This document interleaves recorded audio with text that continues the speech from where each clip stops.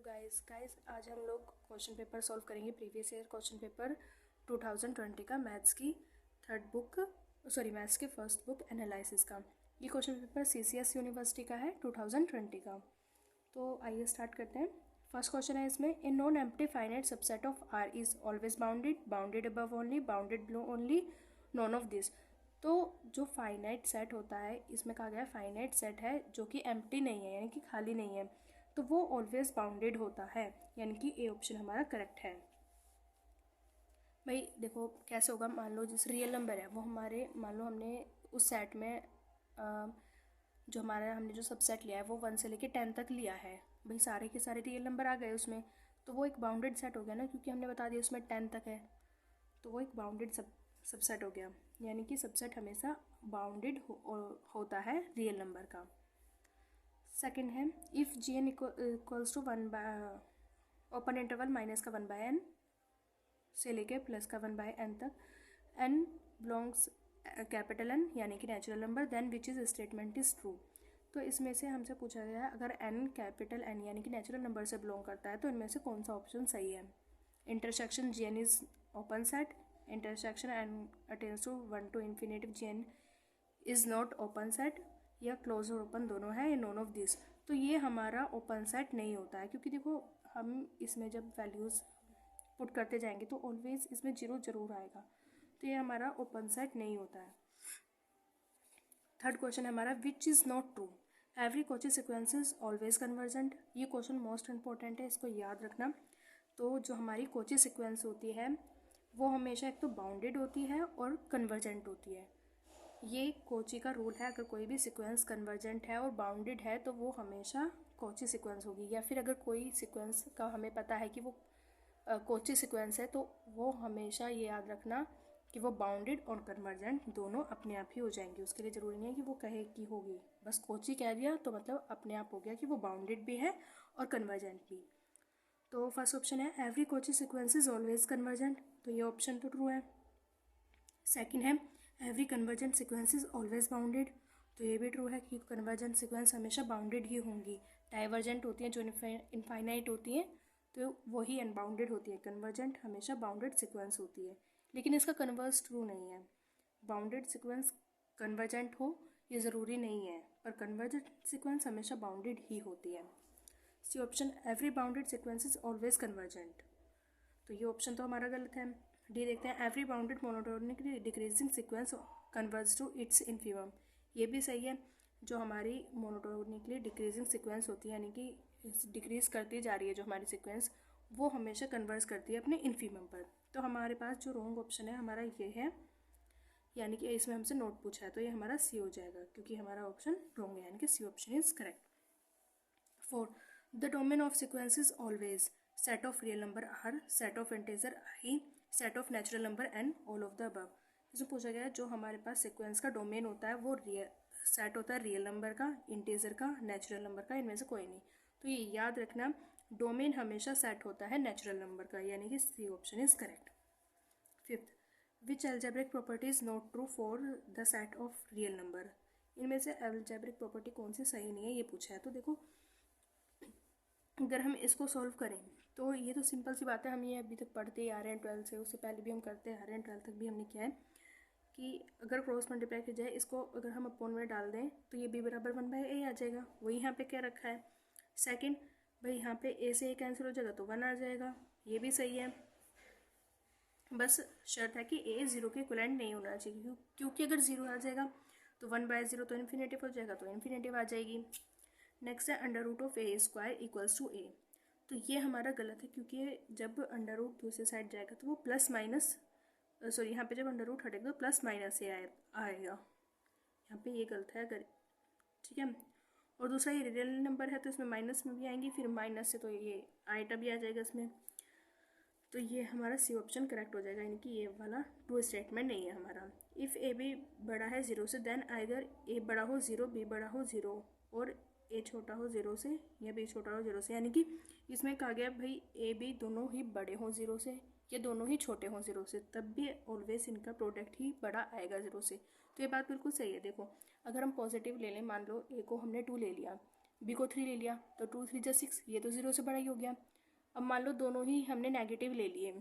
Next condition जो है ये हमारी, इसको देखें तो मान लो एक को हमने -2 ले लिया, एक को -3, तो माइनस माइनस प्लस हो जाएगा, जब मल्टीप्लाई करेंगे तो प्लस का 6 आएगा, तो यानी कि ये कंडीशन भी हमारी सही हो जाएगी। नेक्स्ट देखते हैं Cauchy Riemann equation in polar form R. तो ये हमारा फॉर्मूला होता है, इसे आप याद रखेंगे। इसका डी ऑप्शन सही है, डेल यू अपॉन में del r equals to 1/r, del v upon में डेल थीटा। और जब यहाँ पे 1/r आ जाएगा तो याद रखना यहाँ पे माइनस साइन भी आ जाएगा। ठीक है, नेक्स्ट पे चलते हैं।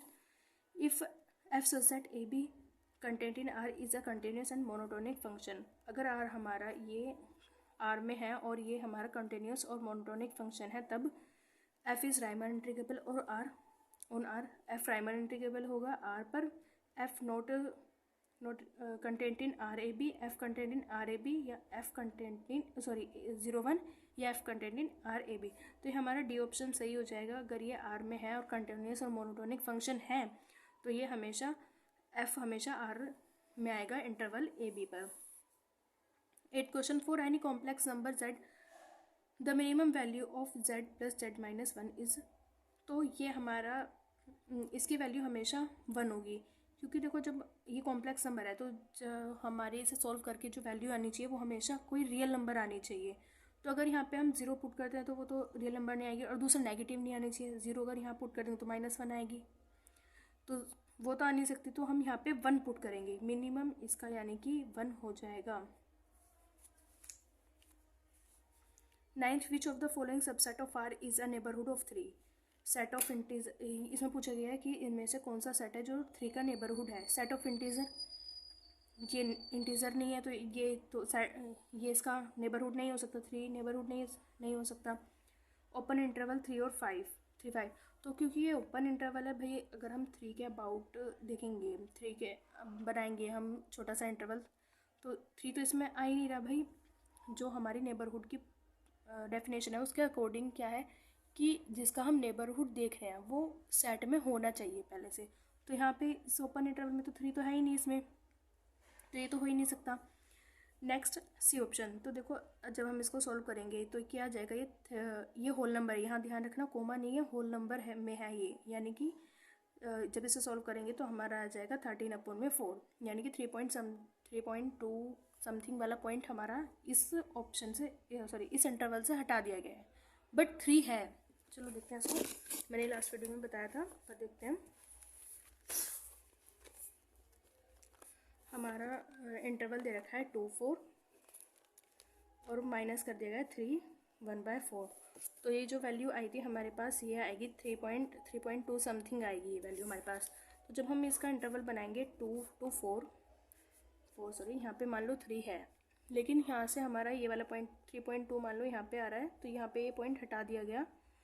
तो लेकिन यहाँ पे इंटरवल जब बनाएंगे तब भी इस सेट के हमारे पास इस इंटरवल में फाइनाइट नंबर्स आ जाएंगे, इनफाइनाइट नंबर आएंगे तब भी, तो यानी कि ये सेट 3 का नेबरहुड हो जाएगा। तो यानी कि इसका सी ऑप्शन करेक्ट है। 10 देखते हैं, हमें the value of the limit n tends to infinity is equal to, यानी कि हमें इसकी वैल्यू निकालनी है। तो देखो जब सबके अपॉन में हम n लगा देंगे, पहली बात तो ये एक प्रॉपर्टी भी होती है, और दूसरा तरीका हम ये भी देख सकते हैं भाई, देखो n को अगर सबके अपॉन में अलग अलग डालेंगे तो जब यहाँ पे आएगा तो ये क्या हो जाएगा, n से n कैंसिल होकर 1 की पावर 1/n आ जाएगी। ठीक है, और यहाँ पे तो n है, जब फिर हम लिमिट पुट करेंगे तो ये सब तो 0 0 होते चले जाएंगे, क्योंकि 1/∞, 2/∞, तो वो तो 0 के इक्विवेलेंट होता है। और यहाँ पे 1 की पावर 1/∞ आएगी, तो वो क्या हो जाएगी, 1 की पावर 0 हो जाएगी, और किसी भी की हुई पावर अगर 0 होती है तो 1 के इक्विवेलेंट होती है, तो इसका ए ऑप्शन करेक्ट हो जाएगा। 11th question, if F Z is equals to u plus iota v is an analytic function and imaginary part v equals to cos x plus cos h y cos hyperbolic y। तो इसमें हमें बताया गया कि F X एक analytic function है और उसका ये हमें इमेजनरी पार्ट दे रखा है, तो हमें फंक्शन बताना है पूरा। तो इसका जो करेक्ट ऑप्शन है वो है बी ऑप्शन, क्योंकि अभी से सॉल्व करेंगे तो ये काफ़ी बड़ा बैठ जाएगा हमारे लिए, तो आप इसको डायरेक्ट याद करें तो ज़्यादा बेटर रहेगा। बी ऑप्शन इसका करेक्ट है। 12th, the number of limit point of a set of natural number is. इसमें all of its points infinite, 0 या 1। तो देखो इसमें सारे ऑप्शन गलत है। इसमें हमसे पूछा गया है नंबर ऑफ लिमिट्स पॉइंट, यानी कि जो नेचुरल नंबर का सेट होता है उसमें कितने लिमिट पॉइंट्स होते हैं। तो ये बात याद रखना, नेचुरल नंबर के का जो सेट होता है उसमें एक भी लिमिट पॉइंट नहीं होता है। तो यहाँ पे क्योंकि ऑप्शन हमारे पास सारे गलत है लेकिन वो एग्जिस्ट ही नहीं करता, तो हम यहाँ पे 0 को लगा के आएंगे, क्योंकि ऑल पॉइंट्स होते हैं, इनफाइनाइट भी नहीं होते, 1 भी नहीं होते, तो यहाँ पे हम 0 को लगा कर आएंगे। बाकी अगर यहाँ पे हो कि डज नॉट एग्जिस्ट तो हम वो ही लगाएंगे, डज नॉट एग्जिस्ट वाला, और अगर नहीं दिया तो 0 लगा दो। 13 विच इज़ नॉट ट्रू स्टेटमेंट। तो इसमें से देखो ये हमारी प्रॉपर्टी होती है, वरना आप इसमें वैल्यूज़ पुट करके देखेंगे सिंपल, तो ये तीनों तो हमारी ट्रू आ जाएंगी, लेकिन इसमें से सॉरी ये वाली हमारी गलत आएगी, क्योंकि देखो माइनस साइन आया, और जब माइनस आ जाता है तो इनइक्वालिटी पलट जाती है। तो यानी कि हमारा बी ऑप्शन इज़ करेक्ट हो गया, क्योंकि ये वाला ऑप्शन रॉन्ग है, बाकी तीनों ऑप्शन इसमें सही हैं। जेड का मॉडुलस बड़ा होता है रियल नंबर जेड से भी, और इमेजनरी नंबर के मॉडुलस के जेड मॉडुलस से भी बड़ा होता है जेड हमेशा। इसका देखते हैं, if U equals to X square minus Y square which is harmonic function then del square U upon में del Z into del Z bar equals to. इसमें हमसे कहा गया है यू ये एक हार्मोनिक फंक्शन है, तब इसकी वैल्यू फाइंड करनी है। तो भाई ये एक जर्नल वैल्यू होती है कि इसकी वैल्यू हमेशा 0 आती है, आप याद रखेंगे इसकी वैल्यू 0 आती है, तो यानी कि इसका डी ऑप्शन करेक्ट हो जाएगा, नॉन ऑफ दिस, क्योंकि 1 2 -1 में कोई नहीं होती, 0 होती है, तो नॉन ऑफ दिस ऑप्शन आएगा इसका। 15 question, a sequence is defined as follows.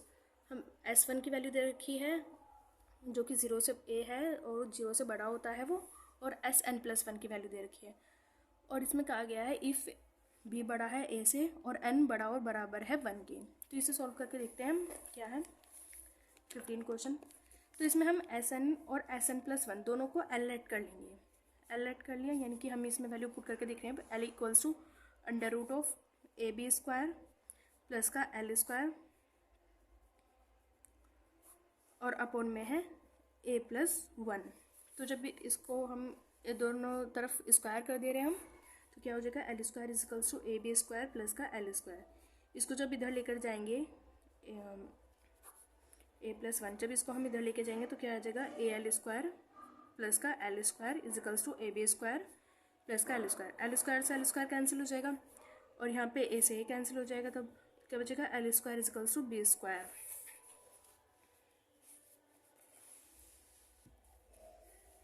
L बराबर B, तो इसकी लिमिट आ जाएगी यहाँ पर B, यानी कि B ऑप्शन इसका करेक्ट हो जाएगा। Next 16, the fix point of billionaire transformation. Bilinear transformation W बराबर Z-1 अपॉन में Z+1 R। हमसे इसमें फिक्स पॉइंट पूछे गए हैं इसके, तो इसे कैसे सॉल्व करेंगे देखते हैं। W बराबर Z-1 अपॉन में Z+1, ये इंपॉर्टेंट क्वेश्चन है, मतलब ये मानो लगभग हर पेपर में आया ही है, तो आप इसका सोल्यूशन ज़रूर देखें। यहाँ पे हम W को Z ऐड कर लेंगे, इसको Z लेकर चलेंगे, तो जब इसको हम इधर लेके जाएंगे तो क्या हो जाएगा Z square plus Z equals to Z-1। इस Z से वाला Z कट जाएगा, Z स्क्वायर इक्वल्स टू -1 आएगा इक्वल्स टू, तो Z को जब हम इधर ले जाएंगे तो √ऑफ -1 आएगा, और रूट के अंदर जब -1 होता है तो वो इक्विवेलेंट होता है आईटा के, और यहाँ पे जब इधर गया तो प्लस माइनस भी आएगा, तो यानी कि इसकी वैल्यू हो गई प्लस माइनस आईटा, यानी कि Z बराबर आईटा और माइनस आईटा के होता है, यानी कि इसका C ऑप्शन करेक्ट है। 17, if in integral AB fx dx integration limits are infinite and fx is bounded, then it is an improper integral of first kind, second kind, third kind, none of this. तो इसमें हमसे कहा गया है कि जब हमारे पास ये इंटीग्रेशन, यानी कि इस इंटीग्रेशन के जो लिमिट्स हैं जब ये इनफाइनाइट हो, यानी कि A भी इनफाइनाइट हो या B भी इनफाइनाइट हो, या दोनों में से कोई भी एक भी इनफाइनाइट हो, और fx जो है ये हमारे पास बाउंडेड हो, तभी कौन से काइंड का प्रॉपर इंटीग्रल होता है, फर्स्ट काइंड का, सेकेंड काइंड का, थर्ड काइंड का, या नॉन ऑफ दिस। तो पहली बात तो ये प्रॉपर इंटीग्रल सिर्फ 2 काइंड्स के होते हैं, फर्स्ट काइंड और सेकंड काइंड, तो थर्ड काइंड तो होता ही नहीं, सी तो अपने आप हट गया। तो और इनफाइनाइट जो हमारे पास इनफाइनाइट जो हमारे पास लिमिट्स होती हैं वो फर्स्ट काइंड में होती हैं, सेकंड काइंड में हमारे पास जो लिमिट होती हैं वो फाइनाइट होती हैं, और fx हमारे पास अनबाउंडेड होता है।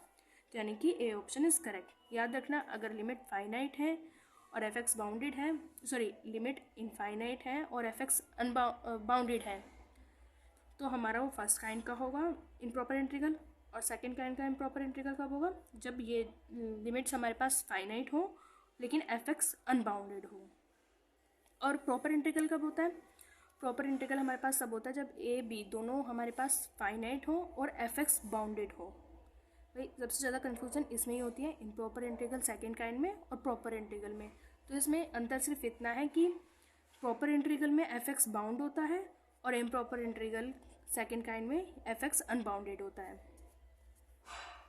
और एक चीज़ और याद रखना, जो फर्स्ट काइंड जो प्रॉपर इंटीग्रल होता है वो हमेशा कन्वर्जेंट होता है। 18 if A and B are any subset of R then which is not true. अगर ए बी सबसेट है आर का तो इनमें से कौन सा ऑप्शन गलत है। तो यहाँ पे ये दोनों ऑप्शन तो सही हैं, यूनियन भी इनके रिलेटेड पॉइंट के बराबर आता है और ए बार भी इसके होता है, लेकिन इंटरसेक्शन बराबर नहीं होता है इसके, तो ये इसका ए ऑप्शन करेक्ट हो जाएगा।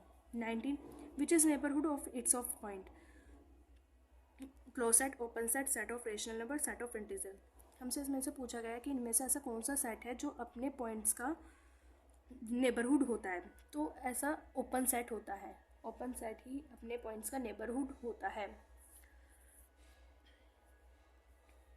नेक्स्ट है limit X Y content in 0 log a 1 minus A की एक्स अपॉन में a माइनस वाई की एक्स इक्वल्स टू, तो इसमें ये वैल्यू एग्जिस्ट नहीं करता, तो इसका डी ऑप्शन करेक्ट हो जाएगा। 21 the maximum of the length of partition for Riemann integral is called, length, norm, range, none of this. तो इसमें हमसे कहा गया है कि जो अगर हमारे पास मान लो कोई इंटरवल है और हम उसकी पार्टीशन करते हैं, तो जो जितने भी जो हमारे पास पार्टीशन करने के बाद जो हमारे पास सबसे बड़ी लेंथ होगी उस लेंथ को हम क्या कहते हैं, तो उस लेंथ को हम बोलते हैं नॉर्म। ठीक है, जैसे मैं बता देती हूँ कैसे। भाई मान लो हमारे पास ये इंटरवल दे रखा है 2 से 4 तक का, ये मान ले रहे हैं 2 से 4 का हमारे पास इंटरवल दे रखा है, तो मान लो हमने इसके इतने छोटे छोटे पार्टीशन कर दिए, भाई कहीं ज़्यादा होगा कहीं कम होगा, तो मान लो हमारा सबसे बड़ा पार्टीशन ये है, तो इसमें हमसे पूछा गया इस लेंथ को हम क्या कहते हैं, तो इस लेंथ को हम बोलते हैं norm. 22 question, for any two complex number z1 z2 if z1 plus z2 की square is equals to z1 का स्क्वायर प्लस z2 का स्क्वायर, देन अगर हमारे पास हो z1 z2 कॉम्प्लेक्स नंबर है और ये इक्वल्स टू है इसके, तो इनमें से कौन सा सही है ऑप्शन, तो हमारा ये सही है कि रियल पार्ट इन दोनों का z1 और z2 के रियल पार्ट का अगर डिवाइड लें तो वो ऑलवेज ज़ीरो के इक्विवेलेंट आएगा, तो सी ऑप्शन हमारा करेक्ट हो जाएगा।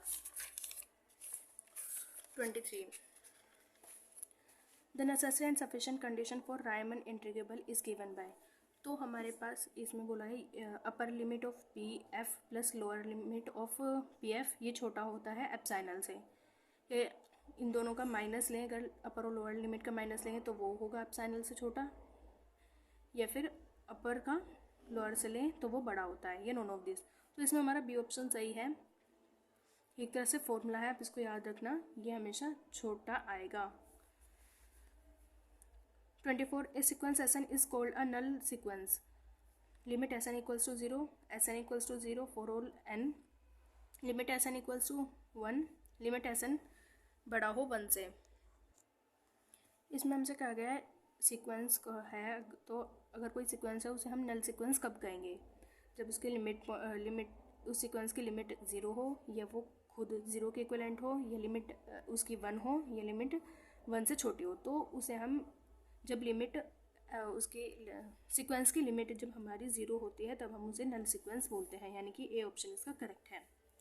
25 the property between any two real number there always exist infinitely many rational and irrational number is called, तो ये हमारा 2021 के पेपर में भी ये क्वेश्चन आया था, उसमें बताया था अगर 2 रियल नंबर्स हैं और वो इनफाइनाइट रेशनल और इरेशनल नंबर्स एग्जिस्ट करते हैं, तो वो प्रॉपर्टी हमारी किसकी होती है, डेडिकाइंड एक्सियम की, density property of real number, या कॉन्टोर्स एग्जाम या फिर नॉन ऑफ दिस। तो ये हमारी प्रॉपर्टी होती है डेंसिसनेस प्रॉपर्टी ऑफ रियल नंबर।